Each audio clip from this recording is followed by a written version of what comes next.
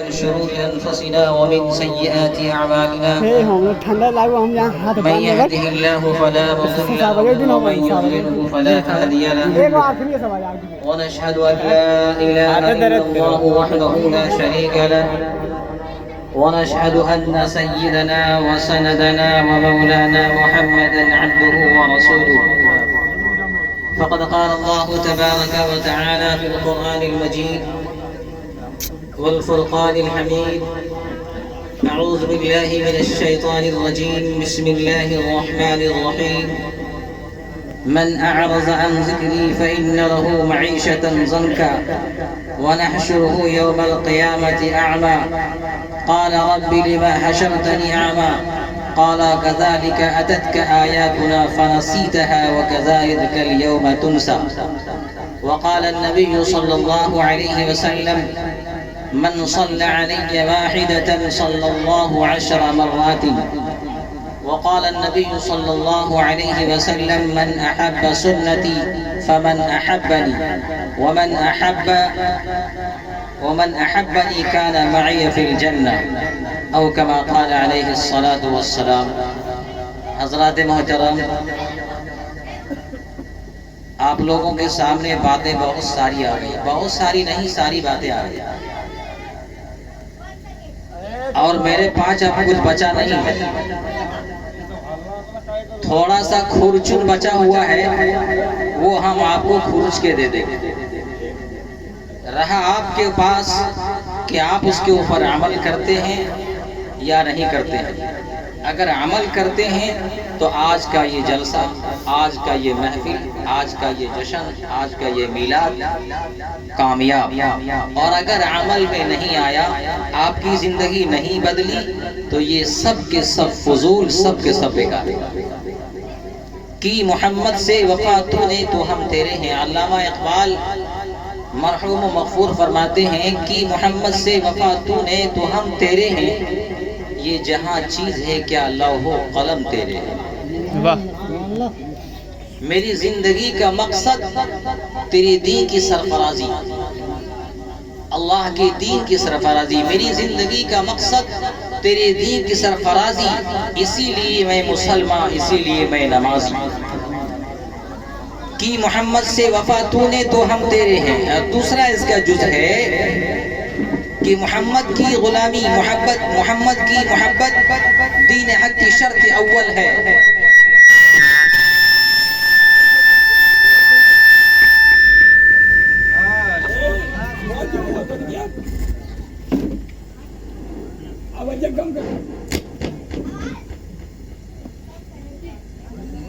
ایک بار ضرور شریف پڑھ لیجیے. اللہم صلی علی محمد وعلی آل محمد کما صلیت علی ابراہیم وعلی آل ابراہیم انک حمید مجید. اللہم بارک علی محمد وعلی آل محمد کما بارکت علی ابراہیم وعلی آل ابراہیم انک حمید مجید. میرے محترم بزرگ اور دوستو، یہ اللہ تبارک و تعالیٰ کا بہت بڑا احسان ہے، بہت بڑا کرم ہے. اللہ تبارک و تعالیٰ نے ہمارے اور آپ کے اوپر کریمی فرمائی کہ اللہ تبارک و تعالیٰ نے ہمیں مسلمان بنایا. اگر اللہ تبارک و تعالیٰ ہمیں مسلمان نہیں بناتا تو ہم اللہ کا کیا بگاڑ لیتے. اللہ تبارک و تعالیٰ اگر ہمیں مسلمان کے گھر میں پیدا نہ فرماتے، کسی یہود و نصارہ کے گھر میں پیدا فرما دیتے، تو زندگی بھر ہم دوسروں کے سامنے ہاتھ جوڑتے ہوئے مر جاتے. اللہ تبارک و تعالیٰ کا بگاڑ نہیں سکتے. پھر اللہ تبارک و تعالیٰ نے مزید کرم یہ فرمایا ہمارے رب کے اوپر کہ اللہ تبارک و تعالیٰ نے ہمیں اپنے آخری نبی جناب محمد رسول اللہ صلی اللہ علیہ وسلم کا آخری امت بنایا. اب اس امت کے بعد کوئی دوسری امت نہیں ہے. اللہ کے نبی آخری نبی، اس امت کے بعد کوئی دوسری امت نہیں آنے والی ہے. اللہ کے نبی آخری اور اللہ کے نبی جناب محمد رسول اللہ صلی اللہ علیہ وسلم کی یہ امت آخری. اور اس امت کا اللہ تبارک و تعالیٰ نے اتنا بڑا مرتبہ دیا. ایک مرتبہ اللہ کے رسول صلی اللہ علیہ وسلم کعبہ شریف کو حیرت انگیز نگاہوں سے دیکھ رہے ہیں. تعجب کی نگاہوں سے دیکھ رہے ہیں، اور اللہ کے رسول صلی اللہ علیہ وسلم کعبہ سے فرماتے ہیں، اے کعبہ تو بہت پاکیزہ ہے، تو بہت محترم ہے، تو بہت باعزت ہے، لیکن کعبہ تمہیں یاد ہونا چاہیے کہ تم سے بھی زیادہ مرتبہ ایک مومن کا ہے، تم سے بڑھ کر کے ایک مرتبہ ایک مومن کا ہے۔ اندازہ لگاتے ہیں آپ کہ ہماری قیمت کتنی ہے؟ ہماری قیمت ایسی ہے کہ دنیا کا کوئی مائے کا لال اس کی قیمت ادا نہیں کر سکتی، جس کے بارے میں خود قرآن کریم میں اللہ تبارک و تعالیٰ کہتا ہے کنتم خیر امتی، امتیں بہت ساری آئیں لیکن کسی امت کے بارے میں، کسی قوم کے بارے میں، کسی بھی انسان کے بارے میں، کسی بھی نبی کے امت کے بارے میں نہیں کہا قرآن نے کہ تو خیر امت ہے، تم بہترین امت ہو۔ کیوں کہا اس کو بہترین امت؟ کیا وجہ ہے؟ اخرجت للناس، اللہ تبارک و تعالیٰ نے قرآن کے اندر فرمایا تم بہترین امت اس لیے ہو، تم لوگوں کے نفع رسانی کے لیے نکالے گئے، دوسروں کو فائدہ پہنچانے کے لیے بھیجے گئے ہو۔ اب دوسروں کے نفع کیا ہے؟ نفع میں بہت ساری چیزیں آ جاتی ہیں، بہت ساری باتیں آ جاتی ہیں۔ تأمرون بالمعروف، تم بہترین امت اس لیے ہو کہ تم اچھائی کا حکم کرتے ہو، بہترین امت اس لیے ہو تأمرون بالمعروف کہ تم اچھی باتوں کا حکم کرتے ہو، وتنہون عن المنکر اور بری باتوں سے روکتے ہو، اس لیے کیا ہو؟ تم بہترین امت ہو۔ کیا ہے؟ بہترین امت ہو۔ اب اندازہ لگائیے، ہم کو تو ایسا لگتا ہے کہیں انگلی رکھ کر کے ہم یہ نہیں کہہ سکتے ہیں کہ یہ مسلمانوں کے اندر میں یہ غلطی نہیں ہے۔ ایک واقعہ ہم آپ کو بتاتے ہیں، ایک عیسائی ایک گردوارے میں گیا۔ کہاں جائے گا وہ؟ گردوارے میں نہیں جائے گا۔ عیسائی کہاں جائے گا؟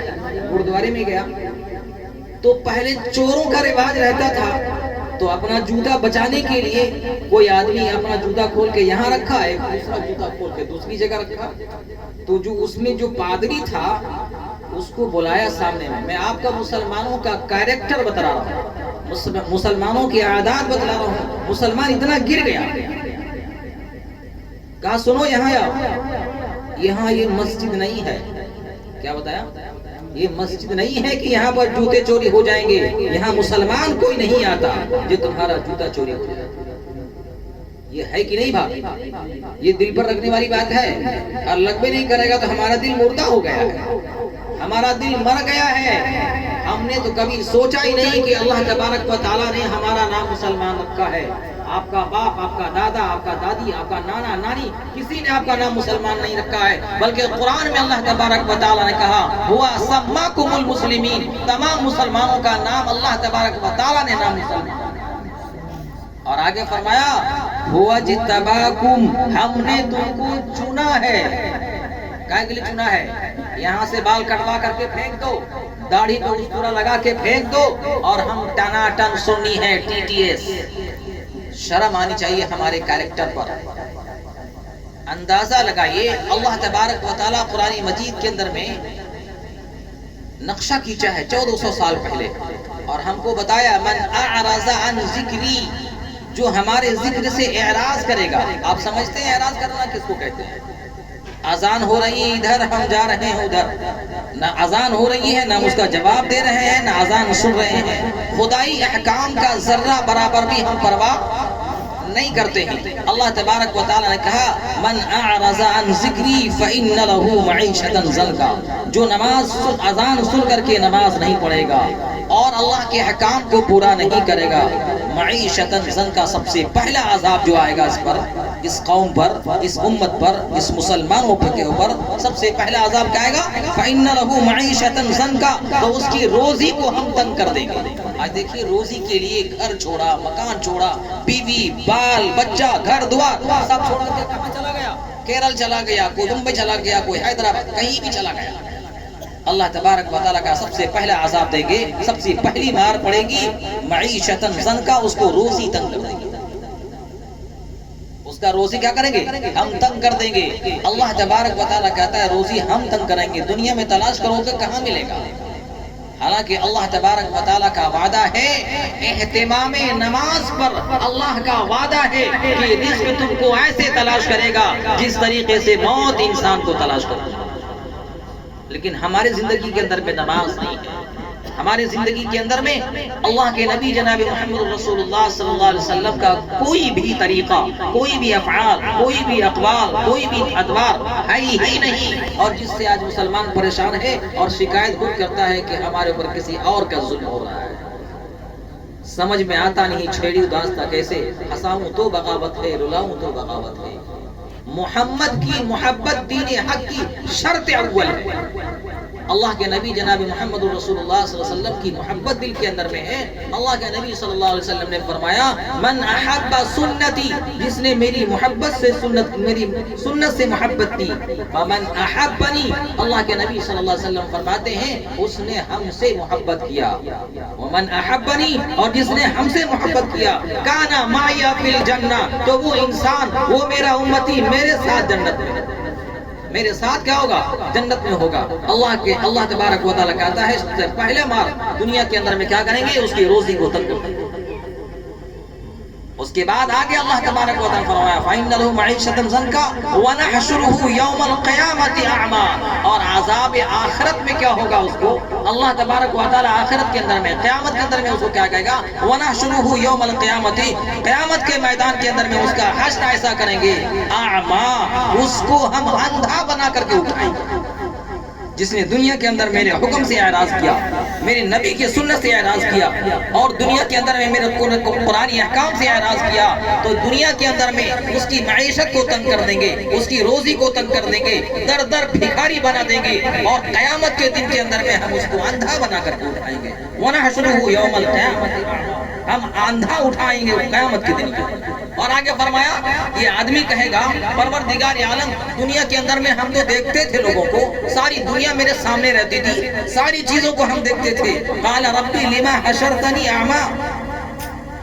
قرآن کتنا بہترین نقشہ کھینچا ہے۔ وہ انسان اپنے رب سے کہے گا، اپنے پالنہار سے کہے گا، قال کہے گا وہ، ہم اور آپ کہیں گے، قال ربی، اے میرے رب، لما حشرتنی، یہ حشر میرا آپ نے کیوں کیا؟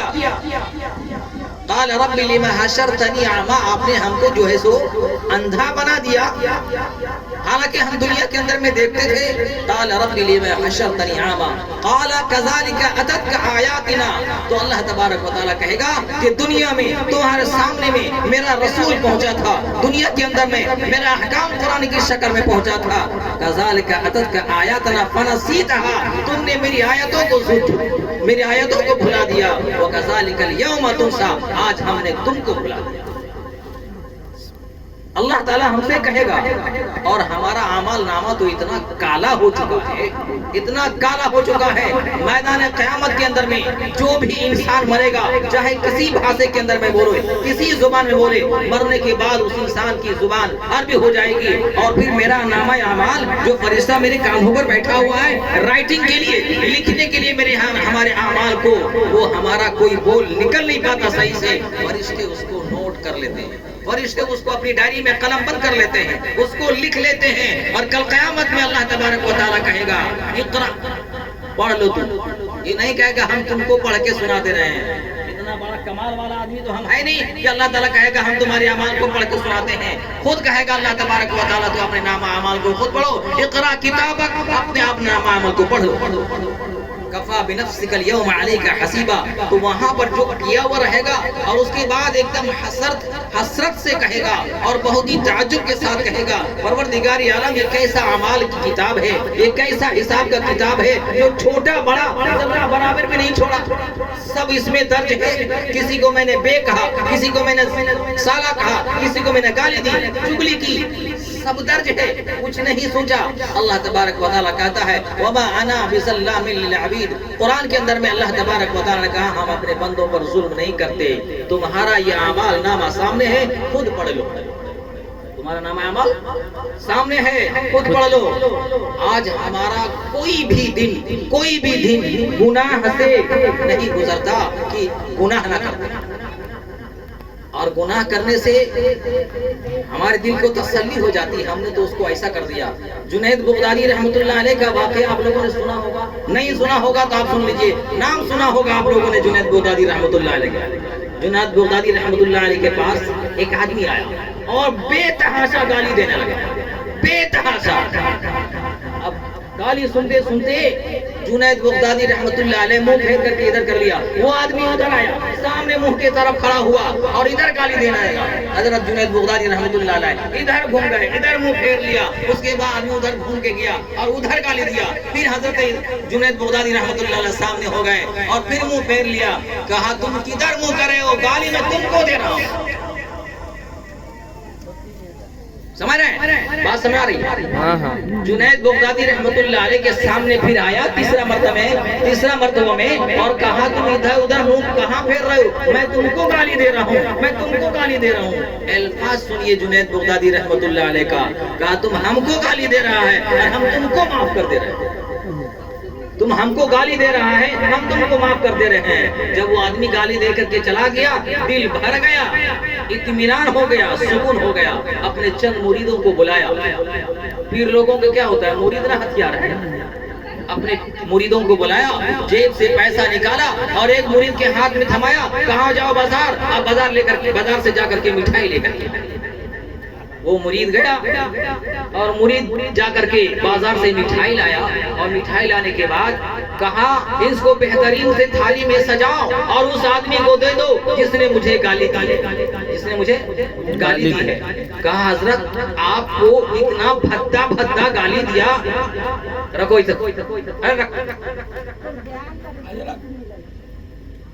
یہ گالی، آپ کو گالی دیا اور آپ اس کو مٹھائی کھلا رہے۔ جنید بغدادی رحمۃ اللہ علیہ کا جواب سنیے، اور ہم کو تو احساس نہیں ہوتا۔ ایک تو نیکی کمانا بڑا مشکل، نیکی کمانا بڑا مشکل، اور اگر کسی طریقے سے نیکی کما لیا تو اس کو بچانا اور بڑا مشکل، اس کو بچا کر کے لے جانا اور بڑا مشکل ہے۔ تو انہوں نے کہا کہ دیکھو اس نے مجھے گالی دی ہے اور ہم اس کا منہ میٹھا نہ کریں تو کیا کریں؟ کہا حضرت بتا تو دیجیے وجہ کیا ہے؟ کہا دیکھو جب اس نے مجھے گالی دی تو اس کی ساری نیکیاں میرے نام اعمال میں چلا گیا اور ساری میری برائیاں اس کے نام اعمال میں چلا گیا۔ اب بتاؤ کہ اس کا منہ میٹھا نہ کریں تو اور کیا کریں؟ ہم تو کبھی سوچا نہیں اس کو کہ ہم گالی دے رہے ہیں اور میرا نام اعمال، میرا نیکی آپ کے کھاتے میں جا رہا ہے۔ ہم نے کبھی سنا ایک دم منہ بھر کے گالی دے دی، چغلی کر لی۔ اللہ کے نبی جناب محمد رسول اللہ صلی اللہ علیہ وسلم فرماتے ہیں آج تو ہم تو بہت مزہ لے کر کے بولتے ہیں، اسی لیے کہتے ہیں کوئی جگہ ایسا نہیں ہے جہاں پر انگلی رکھ کر کے بتایا جائے مسلمانوں کا یہاں پر اعمال ٹھیک ہے۔ اللہ کے نبی صلی اللہ علیہ وسلم فرماتے ہیں الغیبت اشد من الزنا، غیبت کرنا، چغلی کرنا زنا سے بھی زیادہ بدتر ہے، زنا سے بھی زیادہ بدتر ہے۔ اور دین جو یہ ہم تک پہنچا ہے، ہمارے جیسے اب ہوتے تو دین کب کے مٹ گیا۔ ہم لوگوں جیسا آدمی ہوتے تو دین ہم تک نہیں پہنچتا۔ دین کے خاطر باپ بیٹے میں لڑائی ہوئی ہے۔ عبیدہ ابن جراح رضی اللہ تعالی عنہ، عبیدہ ابن جراح کا بیٹا عبیدہ رضی اللہ تعالی عنہ پہلے مسلمان ہو گئے اور جراح ابھی مسلمان نہیں ہوا۔ آپ کو میں دین کی وقت بتا رہا ہوں، ہمارے پاس دین کی کتنی محبت ہے وہ ہم سمجھ سکتے ہیں اور کتنا عمل کرتے ہیں وہ بھی ہم سمجھ سکتے ہیں، اپنے گریبان کے اندر میں جھانک کے دیکھ سکتے ہیں۔ مسلمانوں کی طرف سے بھی لڑائی ہوئی اور غیروں کی طرف سے بھی لڑائی ہوئی۔ ایک طرف سے بیٹا اسلام کی طرف سے لڑنے کے لیے آیا ہے، باپ کفار کی طرف سے لڑنے کے لیے آیا ہے، دونوں مجمع کے اندر میں آتا ہے اور بیٹا تلوار لے کر کے باپ کے اوپر چلاتا ہے۔ اللہ کے نبی صلی اللہ علیہ وسلم فرماتے ہیں عبیدہ کیا تم پہچانا نہیں، یہ تو تمہارا ابا ہے۔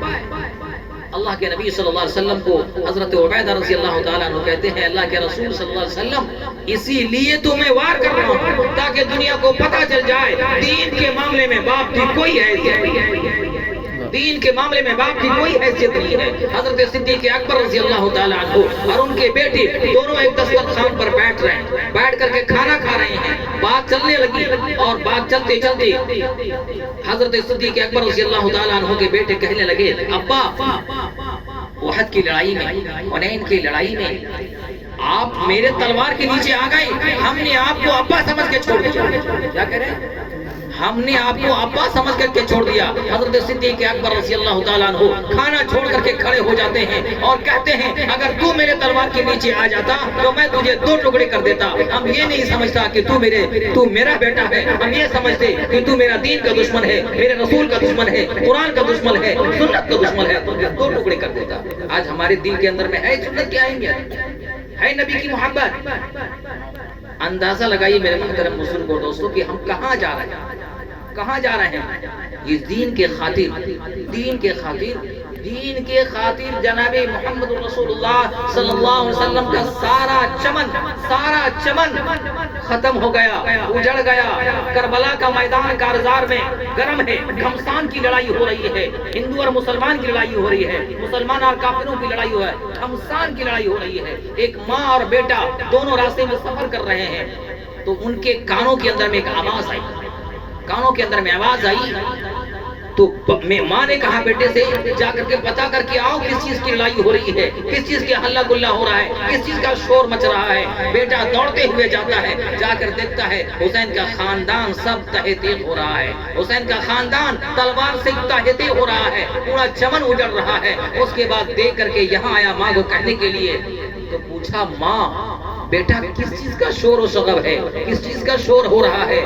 کہا, ماں حضرت حسین اللہ کے نبی جناب محمد رسول اللہ صلی اللہ علیہ وسلم کا پورا گھرانہ اجڑ چکا ہے, چمن اجڑ چکا ہے. ماں کا جواب سنیے کہ بیٹا تم محمد کے چمن کو اڑتے ہوئے ختم ہوتے ہوئے دیکھا, تم وہاں سے یہاں کیسے آ گیا, تم کو تو وہیں گھس کے مر جانا چاہیے. دین کی اہمیت دیکھیے اور ہمارے دل کے اندر میں جو اہمیت ہے وہ دیکھیے. وہ جاتا ہے, جانے کے بعد جب ماں آتا ہے, جب ماں کا یہ جواب سنتا ہے تو کہتا ہے, ماں ہم صرف آپ کو یہ خبر دینے کے لیے آئے ہیں کہ میری ماں میرا کب تک انتظار